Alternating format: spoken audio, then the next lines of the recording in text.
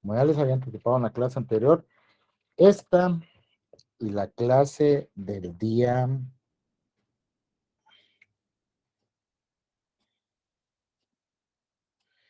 esta y la clase del día 31 de agosto son las últimas antes del examen. El día 29 de agosto no vamos a tener clases, ¿oyeron? Para que ustedes puedan, puedan estudiar para la evaluación que tienen programada el día 30 de agosto, si no estoy mal.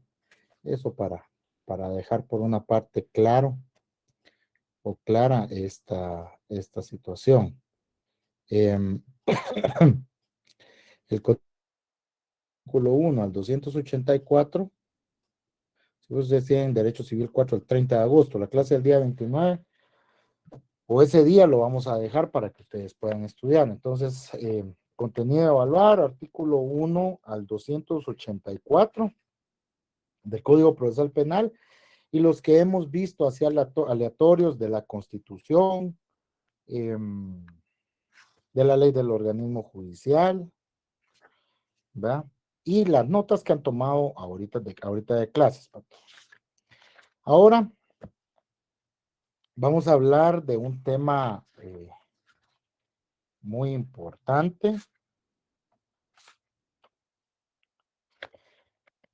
Luego que ya abordamos la temática respecto a, permítanme, vamos a ver.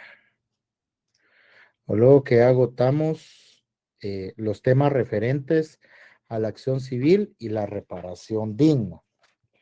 Eh, también, del Código Penal, patojos, del Código Penal no se les vaya a olvidar, por favor, estudiarme del artículo 112 al 122 que habla de lo relacionado a la responsabilidad civil. Ahí pues nos da cuenta o nos dice cuándo o quiénes son las personas responsables, ¿verdad? En cuanto a la acción civil o reparación digna o acción reparadora, así como ya lo habíamos visto, la solidaridad de las obligaciones, la participación lucrativa, la transmisión, ¿verdad? La responsabilidad civil de los inimputables, la responsabilidad civil en caso de estado de necesidad, responsabilidad civil en casos de culpabilidad, extensión de la responsabilidad civil, la restitución, la reparación del daño material y la remisión a leyes civiles. Ahora bien, una cuestión más que se me pasó por alto. No se me pasó por alto, sino que se nos terminó el tiempo en la última sesión de clases, es lo relacionado a la extinción de la acción civil o la acción reparadora o la reparación digna, patojos. ¿Cuándo es que se extingue esta responsabilidad? Necesito para ese efecto, patojos, que ustedes le den lectura al contenido de los artículos del el 101,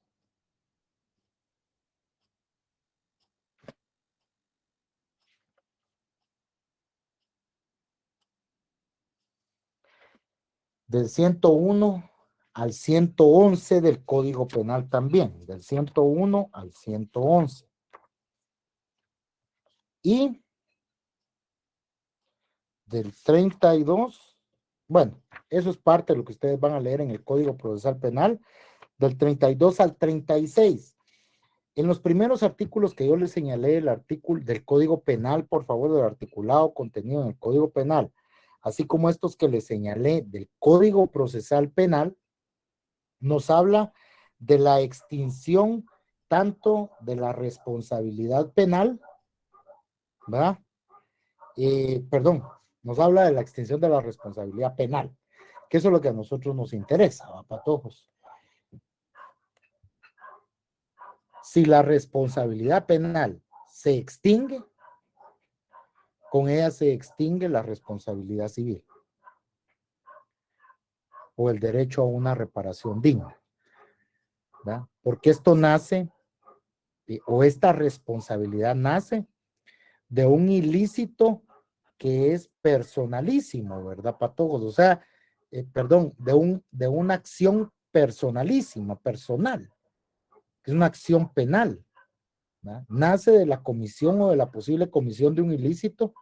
Por lo tanto, al extinguirse la acción, la persecución penal o la acción penal, se extingue la responsabilidad penal, perdón, se extingue la responsabilidad civil. Ustedes me estudian esos artículos y vamos a tratar de avanzar un poco porque ahí ya no hay más que ahondar, únicamente en cuanto al hecho de que ustedes deben de saber concretamente cuáles son las causas por las cuales se extingue la persecución penal, ¿va?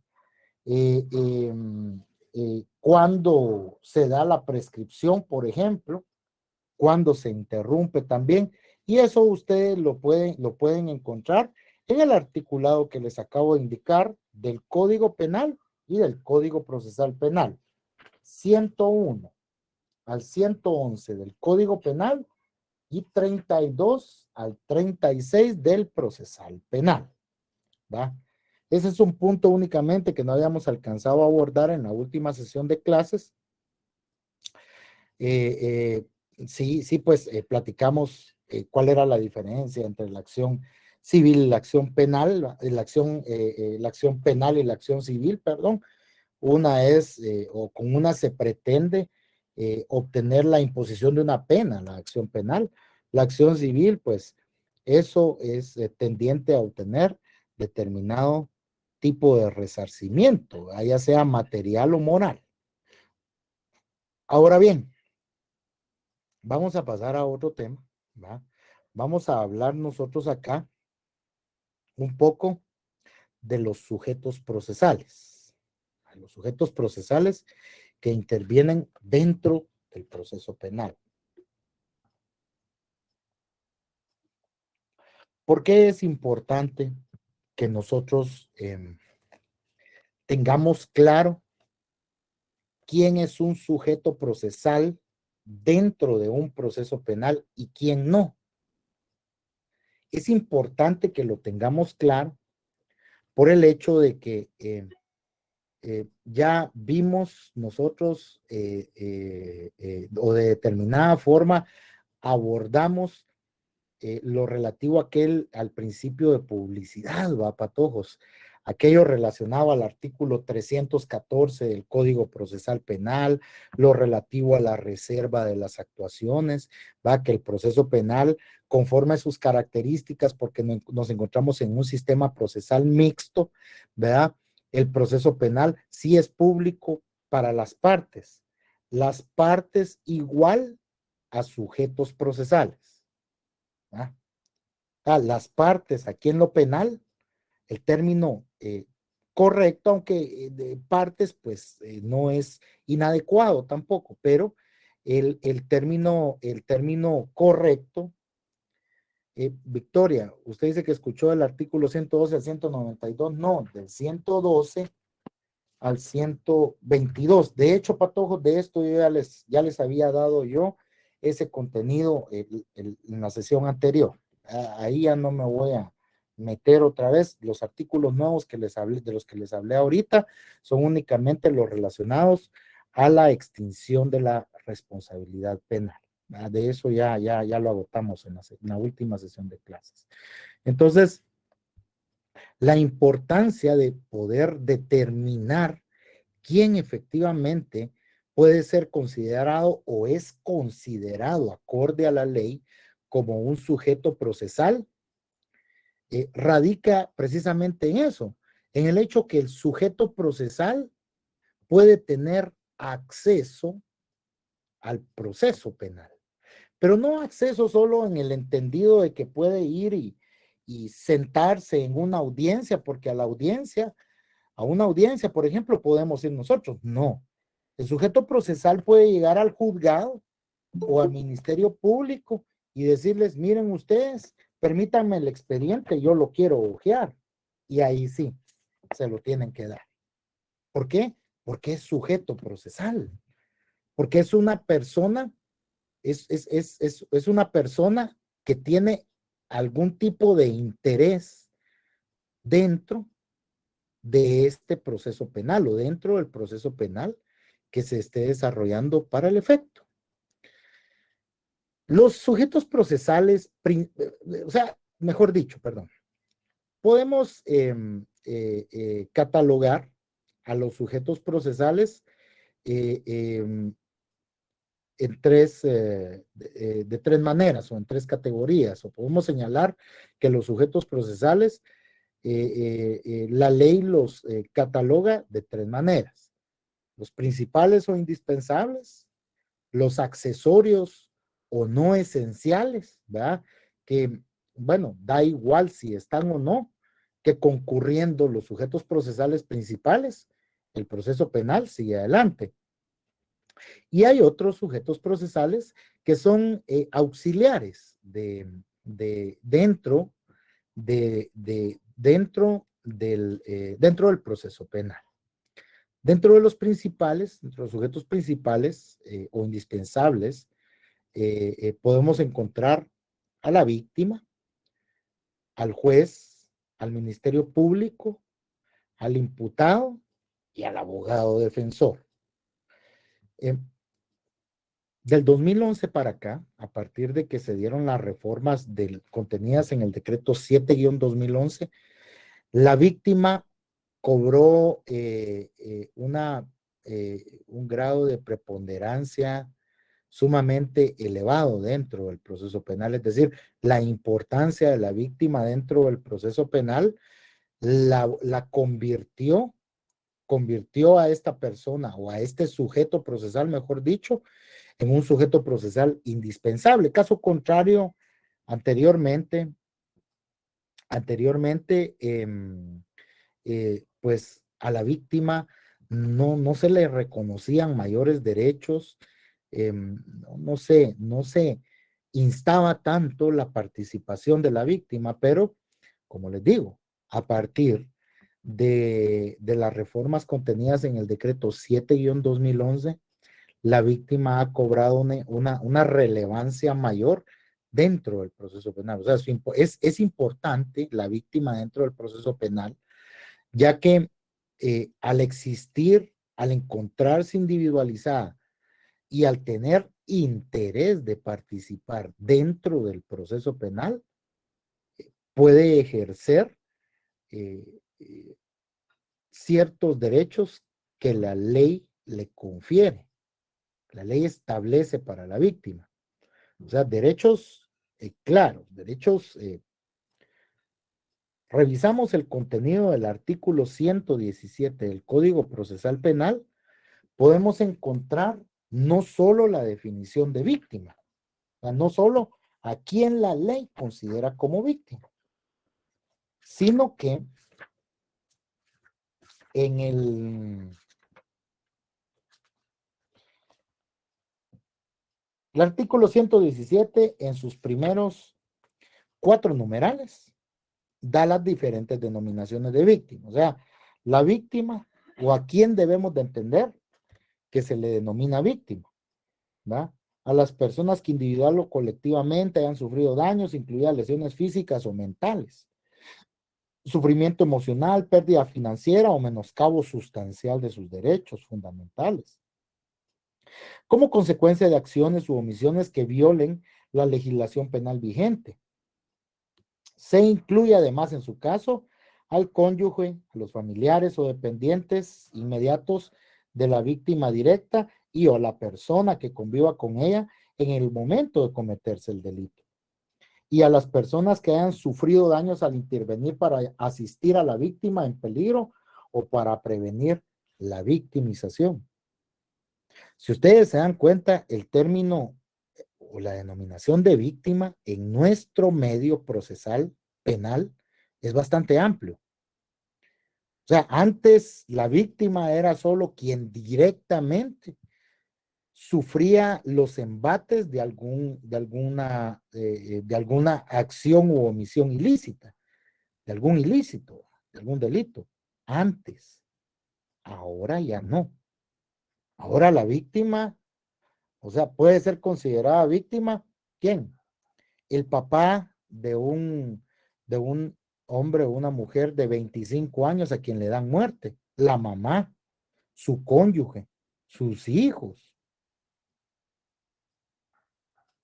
la persona que ve en la calle que le están pegando a otra mujer e interviene para querer eh, evitar que se continúe con el desarrollo del ilícito, pero viene el hombre y lo golpea también a esta otra persona, víctima. El código lo dice.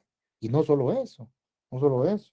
Representantes de una sociedad cometidos por los delitos contra la misma, a los socios, a los socios de una sociedad respecto a los cometidos por quienes la dirijan, administren o controlen.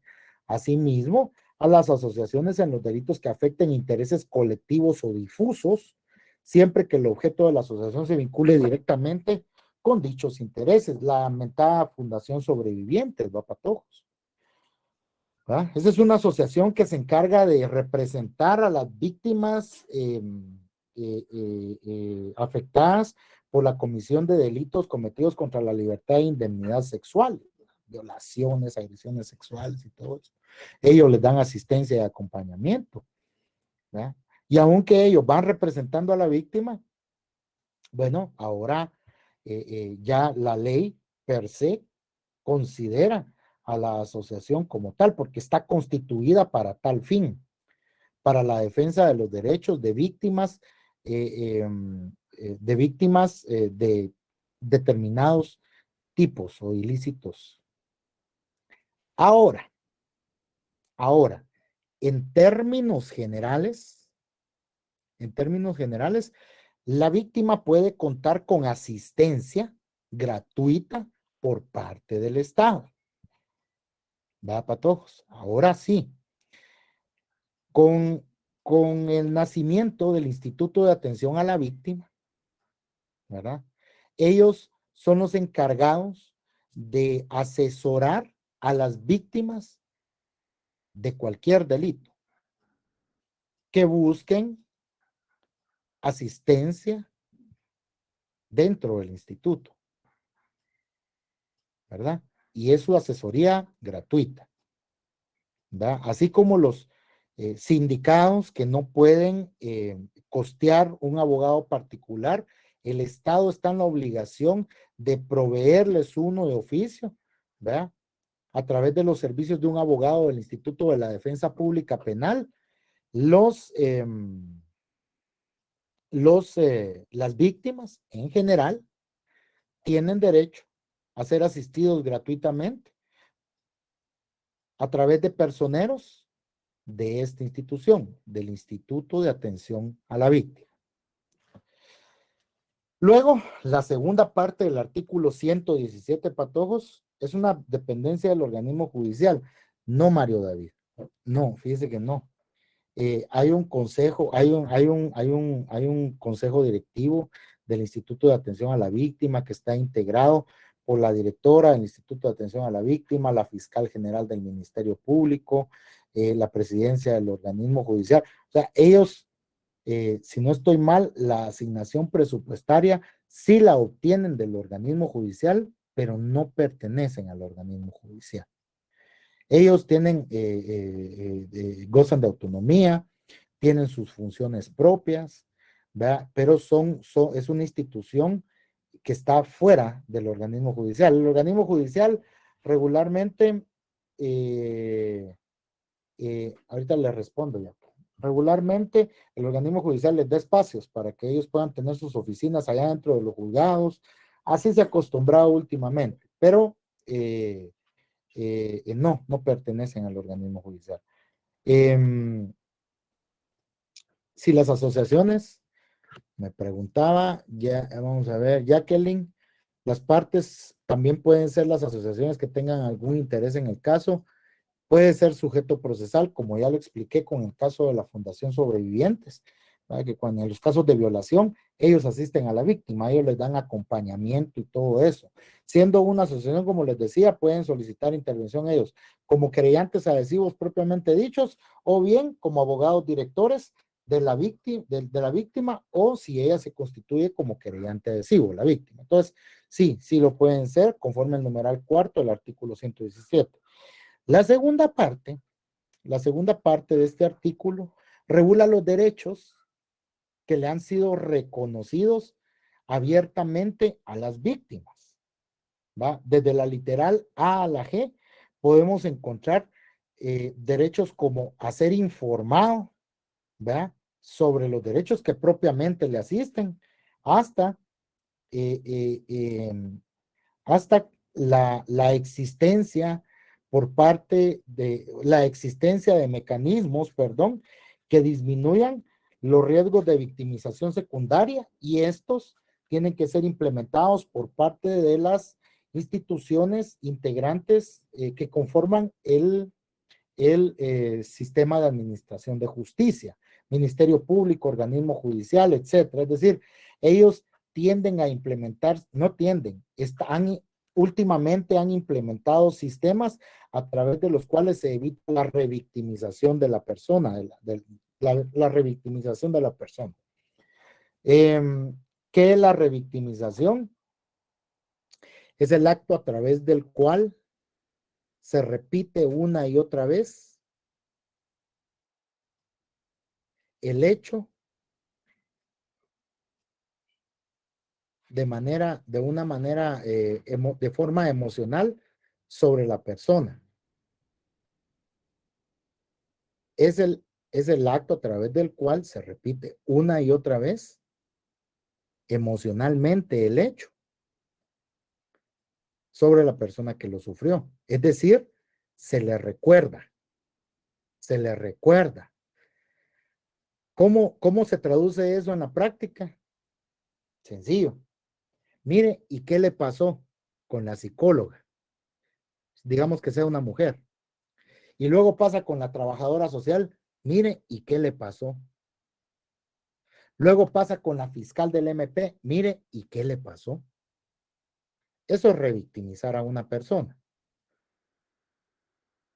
Pero como el hecho no se puede reproducir de manera física o de hecho sobre la persona, sí se repite de forma emocional. Porque imagínense un caso de violencia contra la mujer. Encontramos a una persona, a una dama que ha sido lastimada o golpeada por su novio, por su exnovio, por su esposo.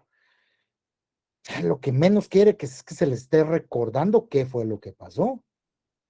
Que tiene que relatar el hecho, sí, una vez y no más.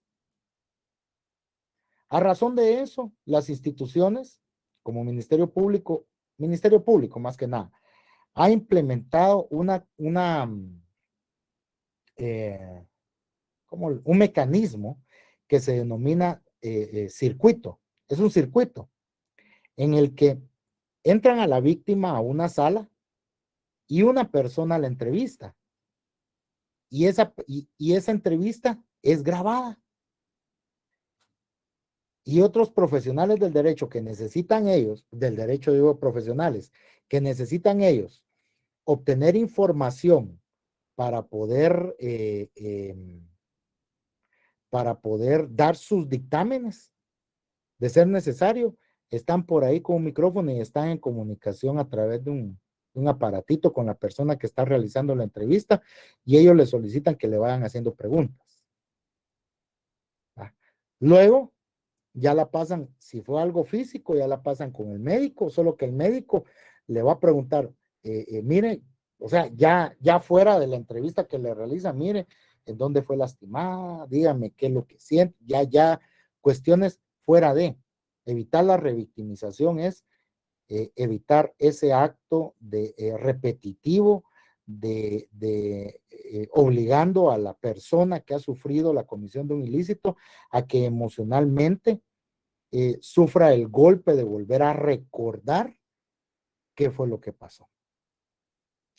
Derechos de la víctima, artículo 117. Estos derechos, estos derechos, estos derechos de la víctima están de alguna manera amarrados con el derecho a la reparación digna que la víctima tiene contenida en el artículo 124 del Código Procesal Penal, que es el derecho a una reparación digna, ¿va, patojos? Es el derecho a una reparación digna. Ahorita voy, Jennifer, ahorita le voy a dar la palabra. O adelante, dígame mejor, dígame. Dígame, Jennifer.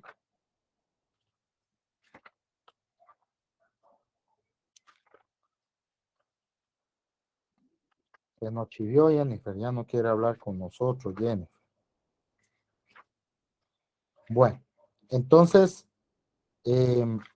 pero ¿por qué iniciamos, por qué iniciamos nuestra clase del día de hoy refiriéndonos a la víctima, patojos? Precisamente por el hecho de que es importante que ustedes tengan presente, ¿verdad?, de que en estos últimos tiempos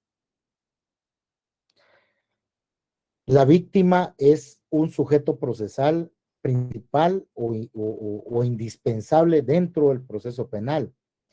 Que si bien es cierto, eh, si él se retira, si la víctima se llega a retirar, el proceso sigue, el proceso continúa, ¿verdad?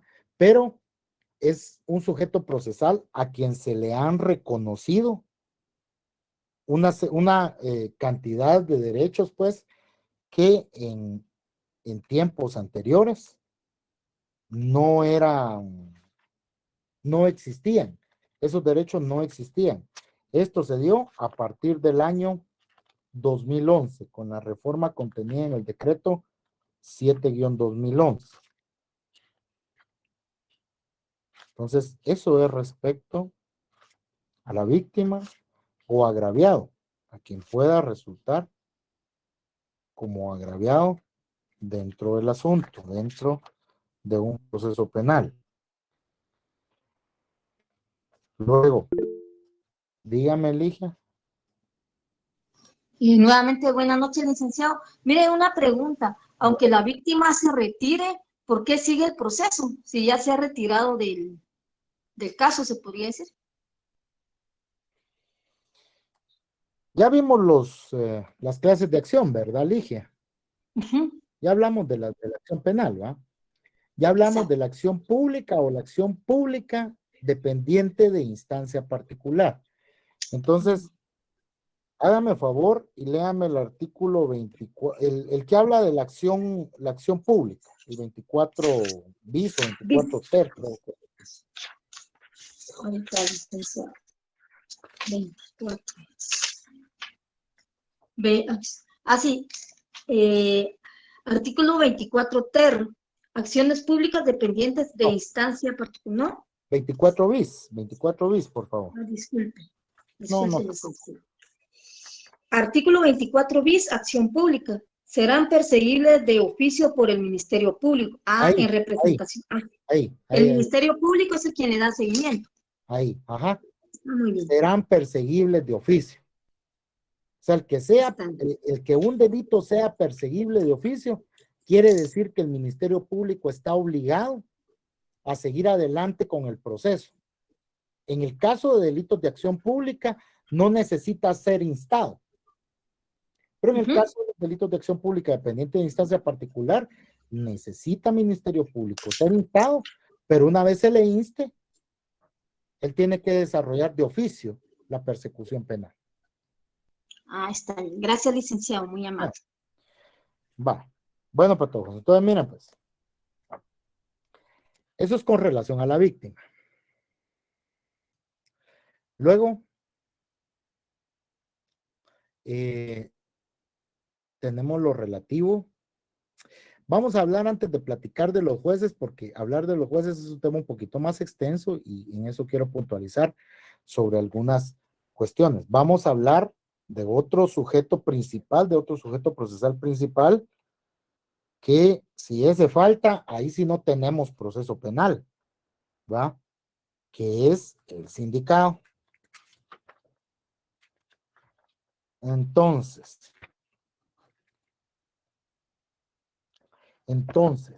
Cuando hablamos del sindicado,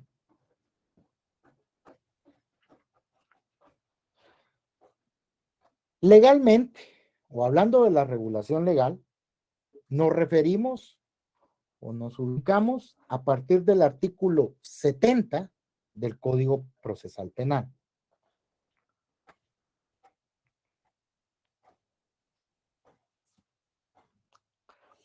El imputado, nosotros lo catalogamos o lo denominamos como la parte pasiva necesaria dentro del proceso penal, porque la parte activa es el Ministerio Público, es quien ejercita la persecución penal.